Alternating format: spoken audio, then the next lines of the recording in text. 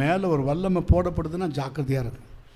நீங்கள் அந்நிய பாஷை பேசி நீங்கள் உங்களை வேற்று மனுஷியாக காட்டுறீங்கன்னா நீங்கள் கேர்ஃபுல். அடுத்தது தீர்க்க தரிசன அபிஷேகத்தில் உங்களை கர்த்தர் கொண்டு போவார். அடுத்தது ஆவிக்குரிய ஒவ்வொரு வரங்களின் மேலே உங்களை கொண்டு போவார். குணமளிக்கிற வல்லங்களில் கொண்டு போவார். சடன் அது ப்ராசஸ் வரும். குணமளிக்கிற வரம், கட்டை உடைக்கிற வல்லமை. நீங்கள் பேசும்போது கட்டு உடையும். நீங்கள் தலையில் கரை வைக்கும்போது அந்த அபிஷேகம் இறங்கும். எஸ், இது இல்லாத சபை செத்த சபை தான், டெட்லி ஒன். ஃபுல்பிட்ல இருந்து வல்லமை வரலன்னா ஃபுல்பிட் இஸ் த டெட்லி ஃபுல்பிட். செத்து போன ஃபுல்பிட்.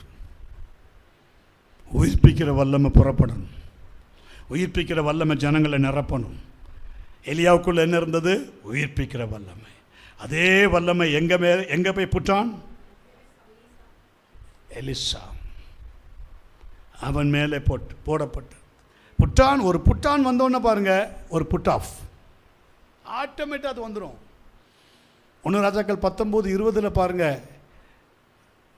அவன் காளைகளை விட்டு எலியாவின் பிறகே ஓடினான். அவன் காளைகளை and he left the action.